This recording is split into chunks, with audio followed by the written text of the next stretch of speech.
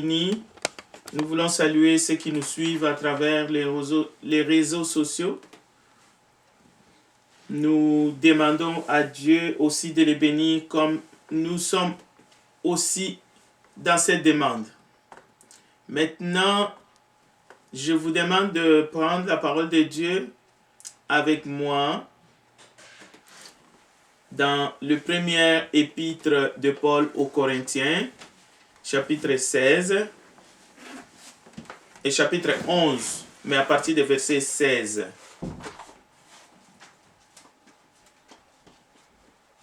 Je vais faire la lecture ici. Premier épître de Paul aux Corinthiens, chapitre 11, à partir du verset 16. Si quelqu'un se plaît à contester, nous n'avons pas cette habitude non plus que les églises de Dieu. En donnant cet avertissement, je ne vous loue point. Je ne loue point. C'est que vous vous assemblez, non pour devenir meilleur, mais pour devenir pire. Et d'abord, j'apprends que lorsque vous vous réunissez en assemblée, il y a parmi vous des divisions, et je les crois en partie. Car il faut qu'il y ait des sectes parmi vous, afin que ceux qui sont approuvés soient reconnus comme tels au milieu de vous. J'ai souligné les versets 18 et le verset 19. Faites-les de même ou prenez note parce que notre étude va se baser sur ces deux versets. Donc vous réunissez, ce n'est pas pour manger les repas du Seigneur. Car quand on se met à table, chacun commence par prendre son propre repas. Et l'un a faim tandis que l'autre est ivre. N'avez-vous pas de maison pour y manger et boire? Ou méprisez-vous l'église de Dieu et faites-vous honte à ceux qui n'ont rien? Que vous dirai-je? Vous louerai-je? En cela, je ne vous loue point. Car j'ai reçu du Seigneur ce que je vous ai enseigné, c'est que le Seigneur Jésus, dans la nuit où il fut livré, prit du pain, et après avoir rendu grâce, le rompit et dit, « Ceci est mon corps, qui est rompu pour vous.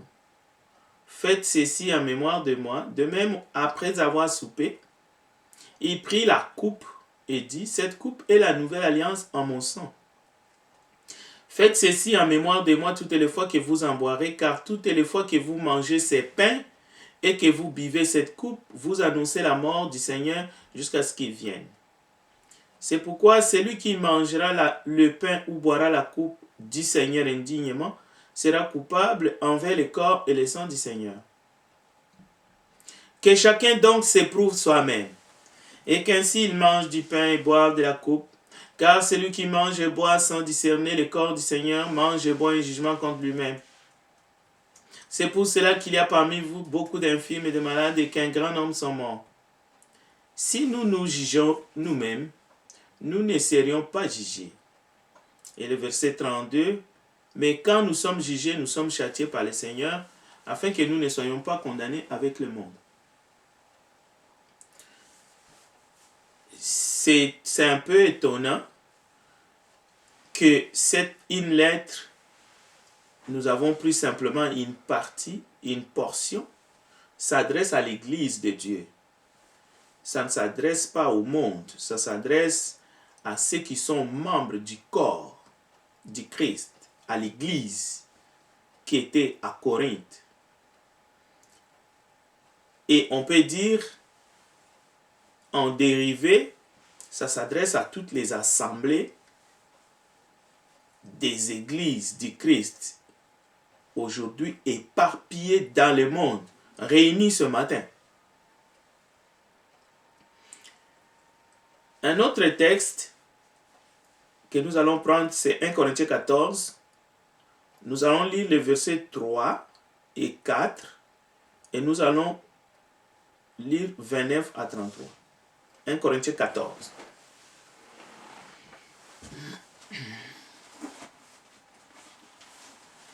Les autres passages, nous allons les citer Alors, soyez peut-être disposés à prendre note. 1 Corinthiens 14, verset 3, nous lisons. Celui qui prophétise, au contraire, parle aux hommes, les édifie, les exhorte, les console. Celui qui parle en langue s'édifie lui-même. Celui qui prophétise édifie l'Église. On peut se poser la question, que prophétisaient les prophètes? Ceux qui prophétisaient, ils prophétisaient quelle était la base, quel était le fondement des prophéties qu'elles prophétisaient dans l'Église. Nous sommes ici dans l'Assemblée parce que nous voulons comprendre l'utilité, l'importance de l'édification lorsque nous sommes réunis. On sait que la base de toute édification ou de toute prophétie, déjà au 1er siècle, parce que ces dons-là étaient en activité, bien qu'aujourd'hui, on ne peut pas exercer ces dons de prophétie comme cela s'exerçait d'abord dans l'Ancienne Alliance, mais aussi au 1er siècle. Aujourd'hui, c'est la prédication de la parole prophétique qui est faite par des dons que Dieu a établis selon Éphésiens 4, à partir du verset 11 jusqu'à la fin. Donc, le fondement, nous savons, c'est le fondement des apôtres et des prophètes, mais la doctrine est de Jésus-Christ. Donc ça, c'est la base. Parce que édifier signifie bâtir, construire. Donc nous ne devons pas bâtir sur un autre fondement que la parole. Alors, le verset 29. Pour ce qui est des prophètes, toujours au 1 Corinthiens 14, nous sommes dans le contexte du culte de l'assemblée. Pour ce qui est des prophètes, que 2 ou 3 parlent et que les autres jugent. Déjà, les prophéties à cette époque-là, au 1er siècle, les prophéties étaient soumises au jugement. Au jugement de qui? De tous, mais lorsqu'on était en assemblée, 2 ou 3 pouvaient juger sur le champ. Parce que c'était des prophéties de nature à dire les oracles de Dieu. C'est de cela qu'il s'agit. C'est comme aujourd'hui, lorsqu'on annonce, on prêche aujourd'hui, on prêche les oracles de Dieu. C'est-à-dire, on prêche la parole de Dieu écrite, inspirée. Donc, pour ce qui est des prophètes, que 2 ou 3 parlent et que les autres jugent. Et si un autre qui est assis a une révélation, que le premier se taise. Le verset 31. Car vous pouvez tous prophétiser successivement, afin que tous soient instruits et que tous soient exhortés. Les esprits des prophètes sont soumis aux prophètes, car Dieu n'est pas un Dieu de désordre, mais de paix, comme dans toutes les églises des saints.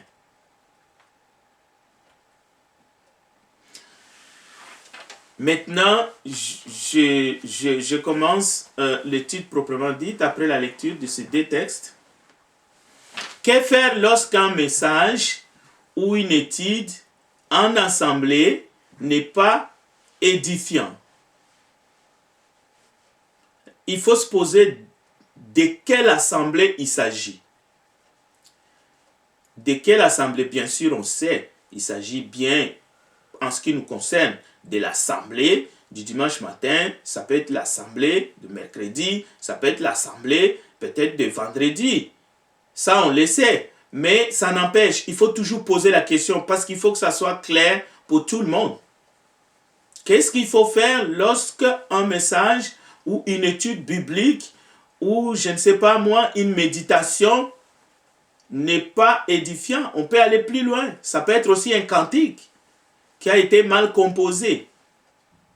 Donc, il faut se poser la question, de quelle assemblée parle-t-on? Alors, s'il s'agit du corps du Christ,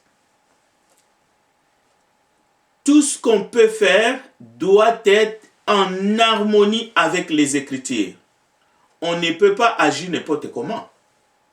On ne peut pas avoir des réactions hystériques ou des décisions personnelles.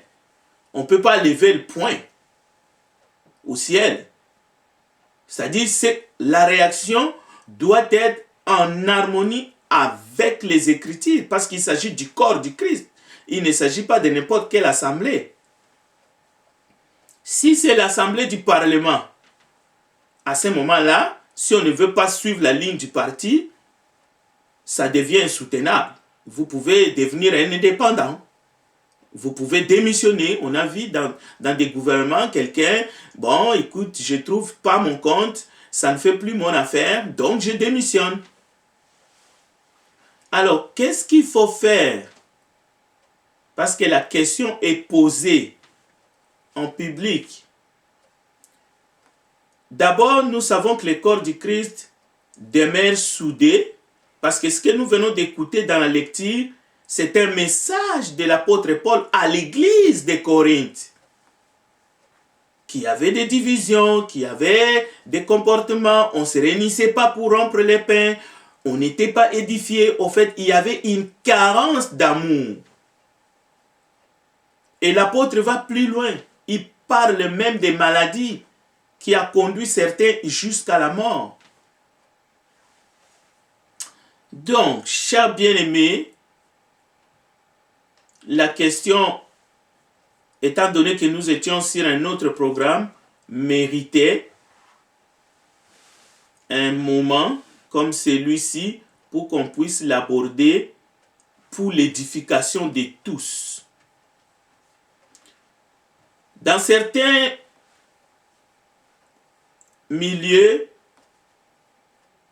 un programme d'études, un programme de message est planifié en avance et imposé à tous. Un thème est imposé pour 3 mois, pour 6 mois, même pour une année. Mais encore une fois, ce n'est qu'un outil pour le travail. Mais l'édification, on ne peut pas la réduire seulement à un seul point du culte. Le programme d'édification selon les Écritures ne concerne pas uniquement le ministère de la parole. Il faut déjà lever cet équivoque. Oui, bien entendu, les 5 dons du ministère selon Éphésiens 4, c'est pour l'édification du corps du Christ. Si vous lisez Éphésiens 4, vous allez voir. Mais la Bible dit le corps du Christ s'édifie lui-même. Et même dans l'édification, il y a l'implication du Saint-Esprit et du Christ qui est la tête du corps. C'est-à-dire, il est impliqué pour que l'Église, le corps bien ordonné, puisse atteindre l'édification et la stature parfaite de Christ. Donc, pour l'édification, chaque membre y joue son rôle. Christ est tout en tous. La coordination, d'abord, c'est un rôle de l'esprit dans les corps. Comme on dit, un corps sans esprit, c'est un corps mort, sans vie. Donc, édifier signifie bâtir. On a besoin de tout et de tous pour atteindre l'édification au fait qui glorifie Dieu. C'est pour ça que nous nous édifions les uns les autres. On ne peut pas la réduire seulement à un seul point. C'est très important. Avant de prendre des positions ou avant même de se demander soi-même qu'est-ce que je dois faire, mais peut-être que le travail doit être fait en soi-même d'abord. Dans certains milieux, je ne vais pas citer beaucoup des endroits pour ne pas froisser les gens, même si c'est pour l'édification. Vous allez trouver une personne qui enseigne et prêche tout le temps. Pour que cela soit et reste édifiant entre guillemets. C'est ce qu'on dit. C'est la raison qu'on avance. Peut-être parce qu'il est chargé et qu'il est payé pour. Mais le problème, c'est que ce qui est académique n'est pas toujours biblique. On ne voit pas cette manière-là de faire parmi les croyants au premier siècle. Oui, il peut y avoir un responsable d'édification, quelqu'un qui coordonne les travaux. Mais ailleurs, vous allez voir tous les dimanches de l'année, une personne qui défile dans les enseignements, dans les prédications, il fait tout.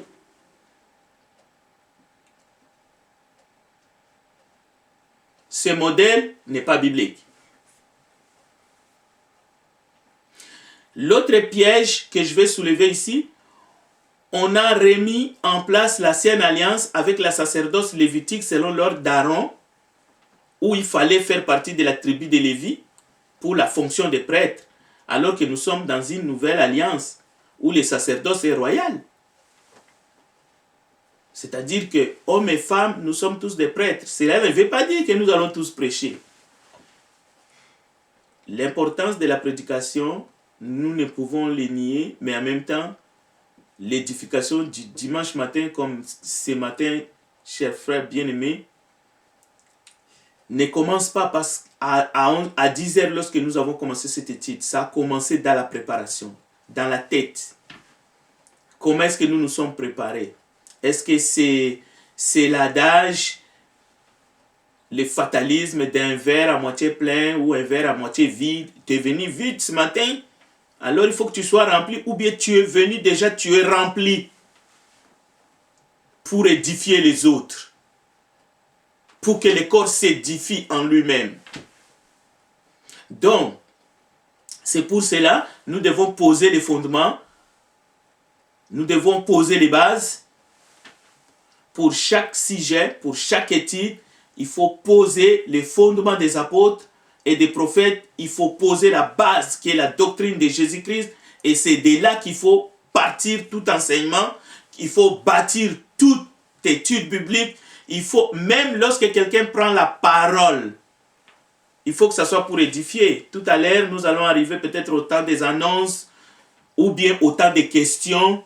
Savez-vous que la personne qui va prendre la parole pendant la période des questions peut édifier ou non l'église?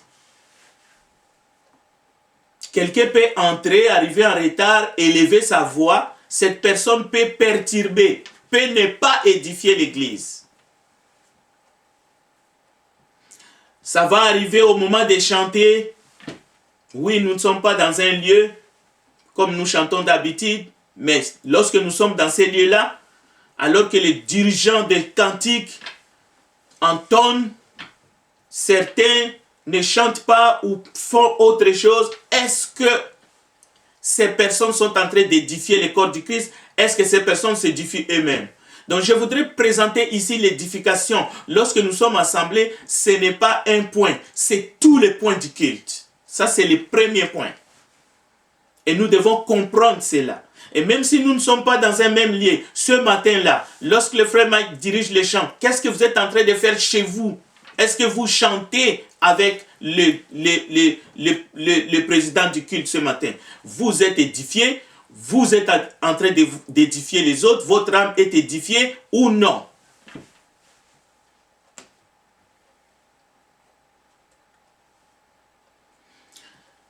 Par qui et par quoi sommes-nous remplis ce matin?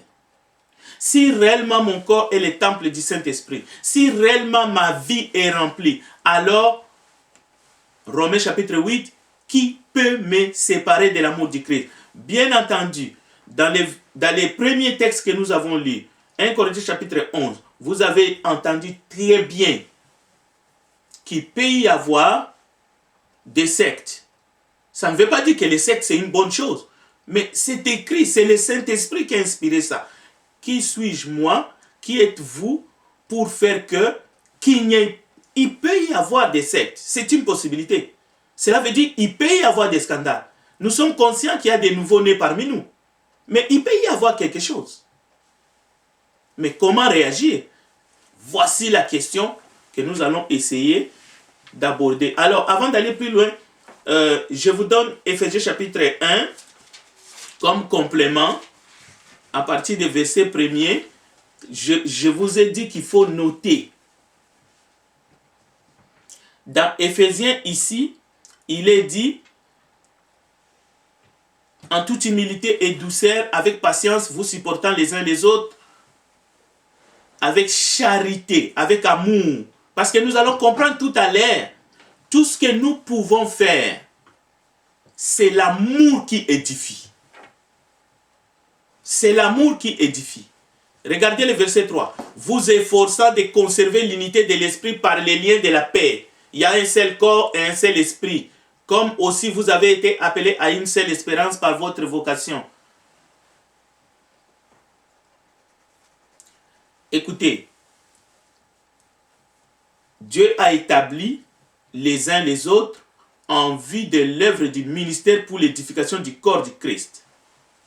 Et dans Éphésiens chapitre 1, au verset 15 à 23, s'il vous plaît, je vais demander à quelqu'un de nous lire Éphésiens chapitre 1, verset 15 à 23. Ça fait partie de mes textes centraux. Je ne peux pas aller plus loin si on ne lit pas ce texte-là, s'il vous plaît. Je l'ai laissé même derrière moi. Éphésiens chapitre 1, verset 15 à 23, s'il vous plaît. C'est pourquoi, moi aussi, ayant entendu parler de votre foi au Seigneur Jésus et de votre charité pour tous les saints, je ne cesse de rendre grâce pour vous, faisant mention de vous dans mes prières, afin que le Dieu de notre Seigneur Jésus-Christ, le Père de gloire, vous donne un esprit de sagesse et de révélation dans sa connaissance, et qu'il illumine les yeux de votre cœur pour que vous sachiez quelle est l'espérance qui s'attache à son appel. Quelle est la richesse de la gloire de son héritage qu'il réserve aux saints? Et quelle est envers nous qui croyons l'infinie grandeur de sa puissance se manifeste avec efficacité par la vertu de sa force. Il l'a déployé en Christ en le ressuscitant des morts et en le faisant asseoir à sa droite dans les lieux célestes, au-dessus de toute domination, de toute autorité, de toute puissance, de toute dignité et de tout nom qui se peut nommer, non seulement dans le siècle présent, mais encore dans le siècle à venir. Il a tout mis sous ses pieds, il l'a donné pour chef suprême à l'Église, qui est son corps, la plénitude de celui qui remplit tout en tous. Voilà. Amen. Merci frère Kerly. Alors, vous avez entendu vers la fin, qui remplit votre âme ce matin? Qui vous êtes rempli au fait de qui ou de quoi?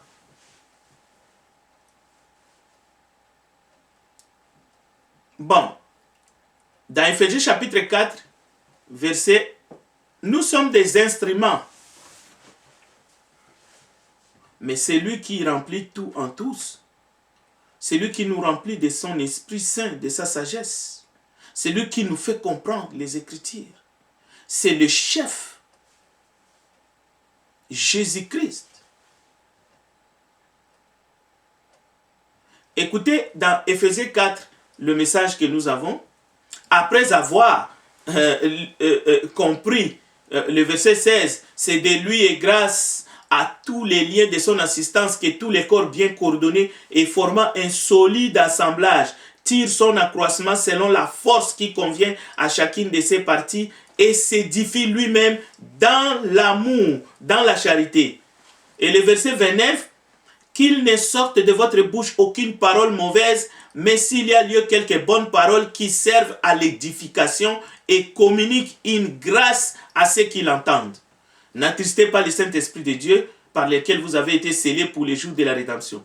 Que toute amertume, toute animosité, toute colère, toute clameur, toute calomnie, toute espèce de méchanceté disparaissent du milieu de vous. Soyez bons les uns envers les autres, compatissants, vous pardonnant réciproquement comme Dieu vous a pardonné en Christ. Voilà le chemin de l'édification, qui ne consiste pas seulement à écouter quelques bonnes paroles qui va sortir de la bouche de celui qui vous parle ou de qui que ce soit. Mais vous pouvez écouter quelques bonnes paroles sorties de ma bouche ce matin. Mais c'est lui qui va l'amplifier dans votre cœur. C'est lui qui va vous permettre de discerner, de garder ce qui est bon et de rejeter ce qui est mauvais. C'est le Saint-Esprit, c'est le chef, c'est le Christ. À lui soit la gloire au siècle des siècles. Mais le corps reste uni, soudé. Il y a qui ont utilisé des ruses du malin pour détruire des assemblées.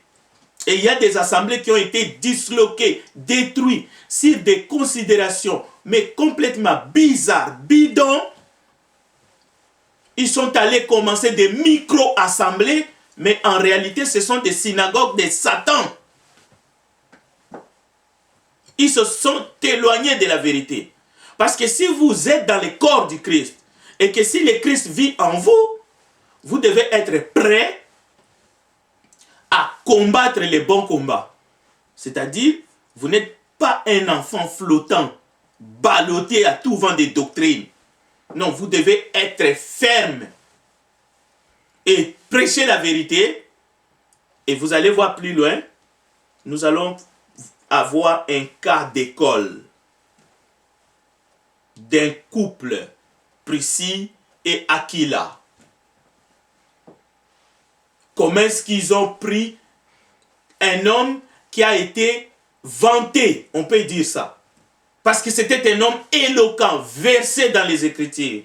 Mais ils l'ont pris et ils l'ont montré droitement parce qu'ils ne connaissaient qu'une partie de la vérité au fait. Apollo. Des principes bibliques pour la paix. Nous devons appliquer des principes bibliques pour la paix s'il arrivait qu'il y a un scandale, ou il y a quelque chose, ou quelqu'un apporte un message qui n'est pas édifiant. Nous devons cultiver des principes de paix et d'amour entre frères et sœurs, selon Philippiens 2, versets 3 à 4.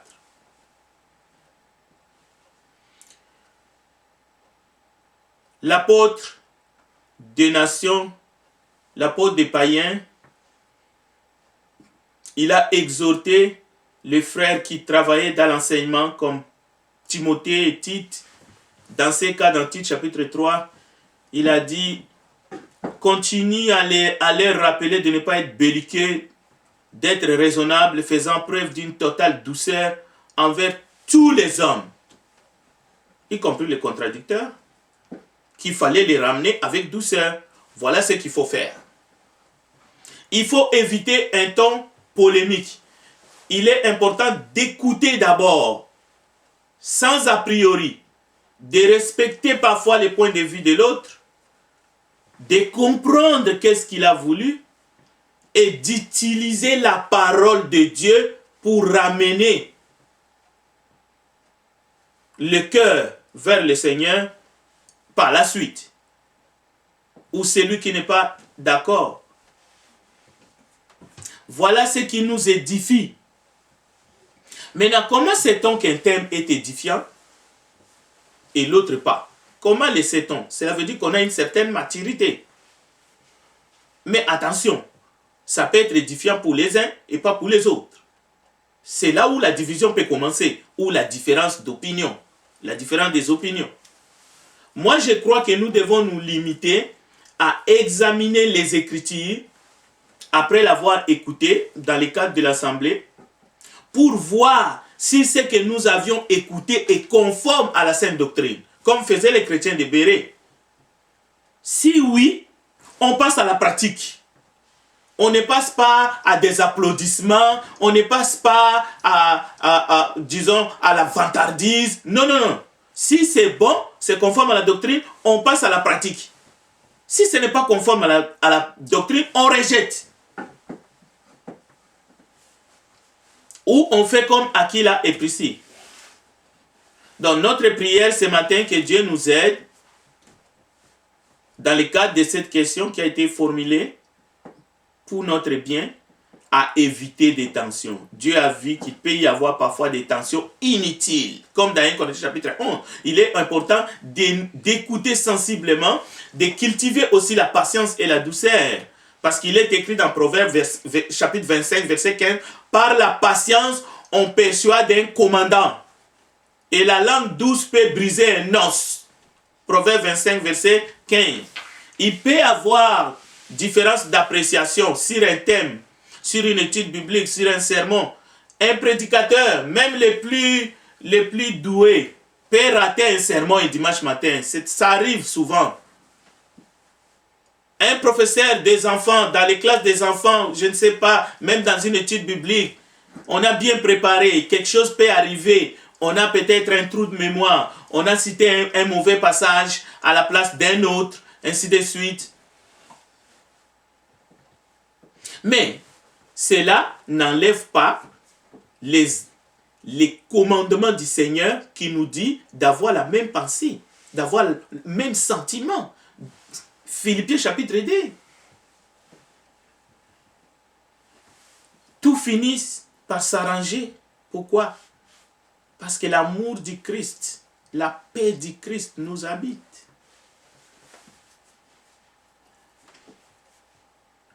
Nous devons rejeter la colère, la fureur, la méchanceté, les injures, l'orgueil, les paroles obscènes qui peuvent sortir de notre bouche. Colossiens chapitre 3, verset 8. Et la fausse doctrine.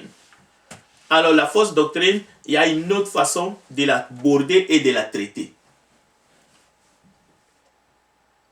Mais il faut être sage, il faut être intelligent, pas accusateur, mais il faut penser à l'intérêt des autres.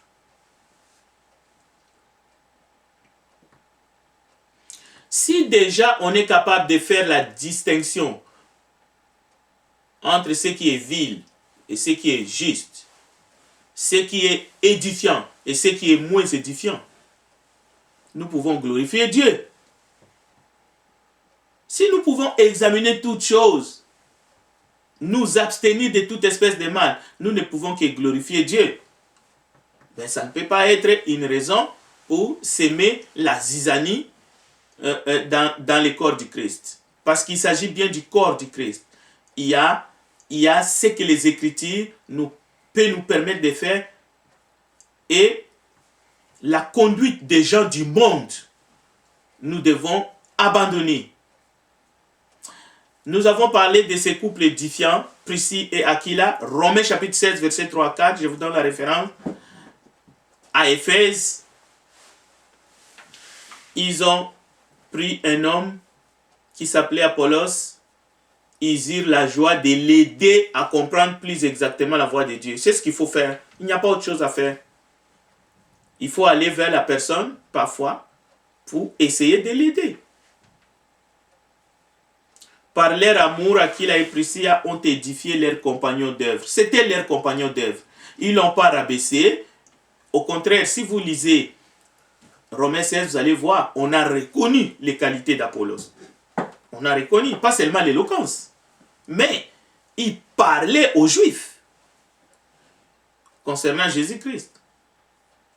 Acte 18, un Juif nommé Apollos, originaire d'Alexandrie, homme éloquent et versé dans les Écritures, vint à Éphèse. Ce n'est que des choses positives. La Bible dit, il était instruit dans la voie du Seigneur, fervent d'esprit. Il annonçait et enseignait avec exactitude ce qui concernait Jésus. Si vous continuez, vous allez voir. Mais, dans la vie, dans l'enseignement de cet homme, il y avait une carence. Ce n'était pas un sujet de moquerie. Bien. Il faut que je m'arrête. J'ai encore quelques minutes.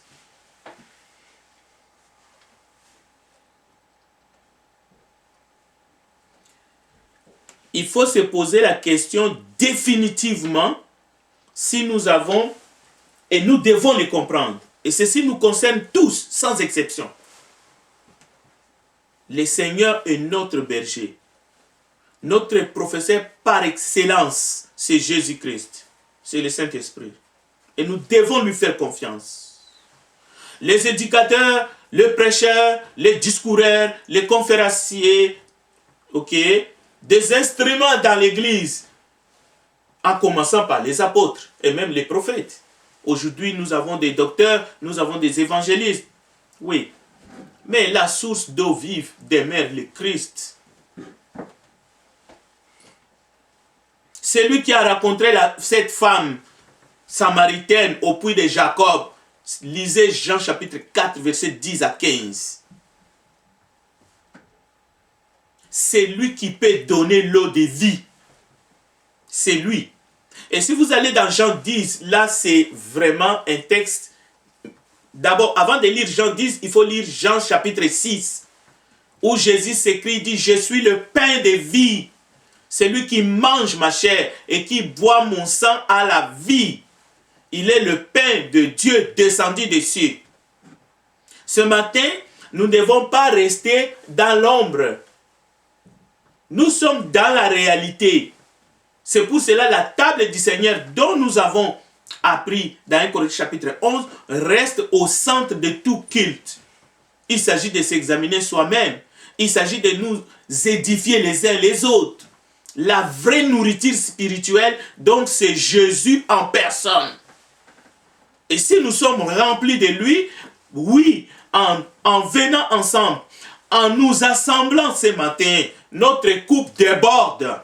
Ce n'est pas quelques gouttes que nous allons recevoir à travers la prédication ou à travers la méditation. Non. Tout compte fait dans les cantiques. En écoutant les voix des frères et sœurs.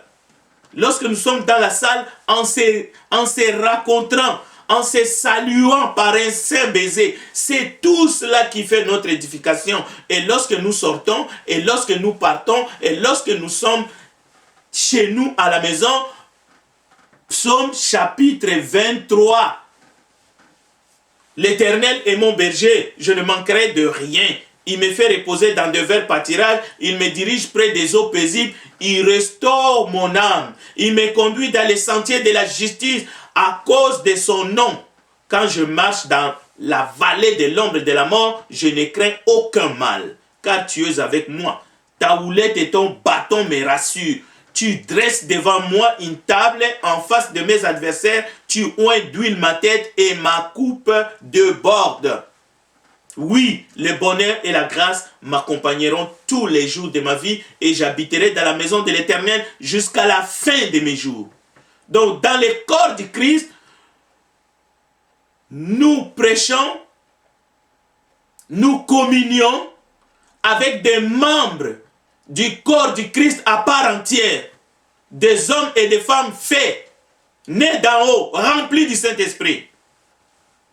Cela veut dire, personne ne peut vous séduire, vous ne pouvez pas être ébranlé. Oui, je comprends les soucis de l'exactitude peut-être de la parole, mais loin de là, nous devons parfois mettre le tout ensemble. Nous devons apprendre les uns les autres, tout en nous supportant les uns les autres, dans l'amour, mais dans la paix, mais dans l'affection.